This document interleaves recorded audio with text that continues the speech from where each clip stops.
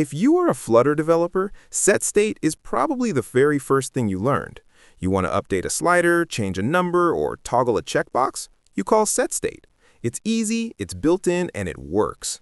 But what if I told you that relying on setState for everything is secretly destroying your app's frame rate? I'm going to show you exactly how setState forces your app to do massive amounts of useless work, and I'm going to introduce you to a native Flutter tool that lets you update your UI with surgical precision, zero third-party packages required. Let's break it down. To understand the problem, we have to look at how setState actually works under the hood. When you call it, you're telling Flutter, hey, something in this state object changed. Throw away this entire build method and draw it again. Look at this code. I have a screen with a simple slider at the bottom, but above it I have a massive wrap widget generating 400 tiny boxes. To prove when this screen rebuilds, I'm assigning a completely random color to every single box directly inside the build method. At the bottom, we have our slider. When the user drags it, we call setState to update the slider value. We only want to update the text and the slider, right? Let's see what actually happens. Look at the screen. The moment I touch that slider, the entire grid of 400 boxes violently flashes. Why? Because dragging the slider triggers setState 60 times a second. That marks the entire screen as dirty. Flutter drops everything, recalculates 400 random colors, and redraws the entire grid over and over again, just to move one tiny little slider thumb.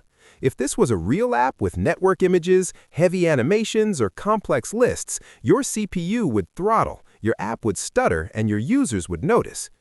We need a way to tell Flutter to only rebuild the slider and the text, while completely ignoring the 400 boxes. Most developers think they need to install Riverpod or Bloc to do this. You don't. You just need ValueNotifier.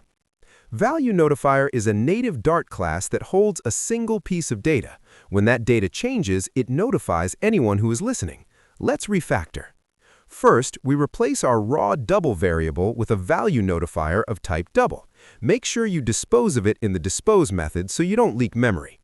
Now for the magic. We leave our massive 400-box grid exactly as it is, but down at the bottom, we wrap our text and slider inside a ValueListenableBuilder.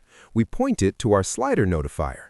Instead of calling setState, we just update the notifier's value. SliderNotifier.value equals new value. Let's run the exact same test. I grab the slider, I move it back and forth, and look at the background. It is frozen solid. The slider is updating perfectly, the text is updating perfectly, but the 400 boxes are untouched. Because we used a ValueListenableBuilder, we created a boundary. When the slider moves, Flutter only redraws the tiny section of the screen inside that builder. The main build method never runs again.